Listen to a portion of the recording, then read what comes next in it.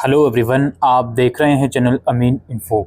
और आज की इस वीडियो में हम बीए प्रोग्राम सीबीसीएस सेमेस्टर 6 में अगर आपके पास हिस्ट्री डिसिप्लिन है, issues in 20th century world history 2, तो इस वीडियो में इस सब्जेक्ट का पीवाईक्यू और एग्जामिनेशन पैटर्न हम डिस्कस करेंगे।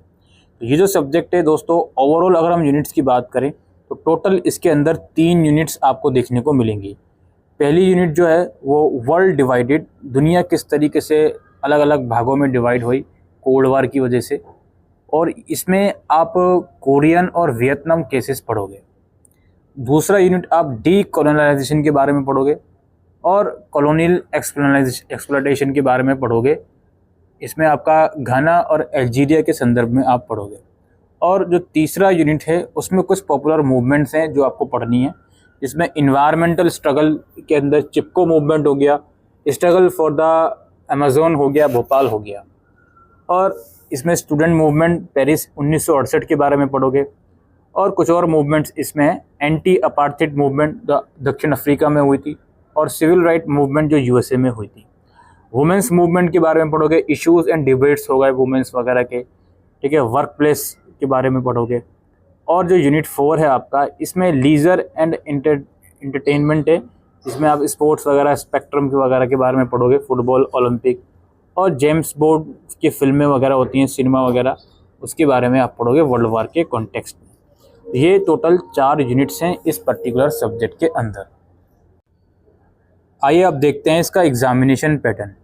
पेपर दोस्तों 75 मार्क्स का आएगा, और पूरा पेपर या तो इंग्लिश में दीजिए या हिंदी में दीजिए। टोटल 10 क्वेश्चंस होंगे, जिसमें से किन्हीं 5 क्वेश्चंस का आंसर्स आपको देना है। पहला क्वेश्चन दोस्तों ये है, how did the world gate divided during cold war? शीत युद्ध के दौरान विश्व का विभाजन कैसे हुआ? Discuss it with the case study of either Korea और वियतनाम। कोरिया या वियतनाम के केस अध्ययन के साथ इसकी चर्चा करें। यानी कि आपको सिलेबस के अंदर दोनों ही केसेस पढ़ाए जा सकते हैं, तो दोनों में से कोई एक के संदर्भ में आपको चर्चा करना है कि किस तरीके से कोल्ड वार के दौरान वर्ल्ड डिवाइड हुआ, ठीक है। अच्छा, नेक्स्ट क्वेश्चन की तरफ हम बढ़ते हैं। What is decolonization? औपनिवेशीकरण क्या है? Discuss it in the context of either Algeria और घाना। अल्जीरिया या घाना के संदर्भ में इसकी चर्चा करें। अगेन सेकंड यूनिट में जो डी कोलोनाइजेशन वाला पार्ट था, उसमें भी 2 संदर्भ में आपको पढ़ाया जाएगा, तो किसी एक संदर्भ को बिल्कुल करके जाइएगा, ठीक है। देखिए, फुल फ्लेज और डायरेक्ट क्वेश्चन इसमें आएंगे, कोई घुमा फिरा के क्वेश्चन पूछने का इसमें कोई तुक ही नहीं है। इसके बाद है discuss the impact of student movement of Paris. अब यहाँ पे यूनिट 3 स्टार्ट होगा, जिसमें अलग अलग मूवमेंट्स हैं, और यूनिट 3 में बहुत सारी मूवमेंट्स हैं, और लगभग 70 से 80% जो मूवमेंट्स हैं वो आपके पेपर में एज इट इज़ देखने को मिलेंगी। पेरिस 1968 के छात्र आंदोलनों के प्रभाव की चर्चा कीजिए। इसके बाद है why the struggle of Amazon and Bhopal in India are important for worldwide ecological struggles. इसमें ये पूछा जा रहा है कि भारत में भोपाल और अमेज़न के संघर्ष विश्वव्यापी पारिस्थितिक संघर्षों के लिए क्यों महत्वपूर्ण है। यानी कि इंडिया के अंदर भोपाल और अमेज़न को लेकर जो स्ट्रगल हो रहा था वो ओवरऑल ग्लोबली लेवल पर देखा जाए तो क्यों इम्पोर्टेंट था। अगेन मूवमेंट का क्वेश्चन है। Discuss the environmental disaster of Bhopal gas tragedy. Bhopal gas tragedy के बारे में आपको बताना है। ये भी क्वेश्चन इंपॉर्टेंट है। भोपाल गैस त्रासदी का क्वेश्चन जरूर से देखने को मिल सकता है आपको, ठीक है। पिछले 2 सालों में देखा गया ये क्वेश्चन आया है, और ये 2023 का पेपर मैं आपके साथ डिस्कस कर रहा हूँ। What is apartheid? Again Africa की जो मूवमेंट थी। रंगभेद क्या है? Discuss the movement against it in south Africa. दक्षिण अफ्रीका में इसके विरुद्ध आंदोलनों की चर्चा कीजिए। 7th क्वेश्चन है, discuss the origin and spread of civil right movement in USA.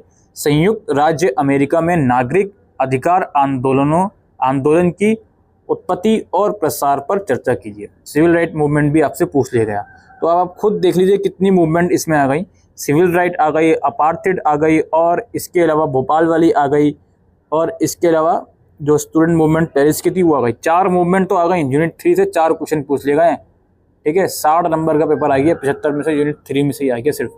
Bhopal gas tragedy भी उसी में जोड़ दो, तो पूरा पेपर आ गया यूनिट 3 में से। आप देख रहे हो, तो ये हमेशा से पैटर्न यही रहता है। यूनिट 3 में से बहुत भर भर के क्वेश्चन पूछे जाते हैं। Do you believe the Vishakha guidelines of supreme court is an achievement of women's movement in India?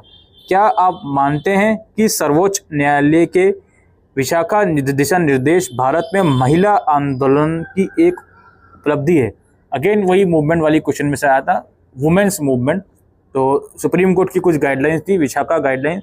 क्या वो गाइडलाइंस आपको लगता है कि वुमेन्स मूवमेंट जो भारत में हुआ था उसकी अचीवमेंट है वो गाइडलाइंस?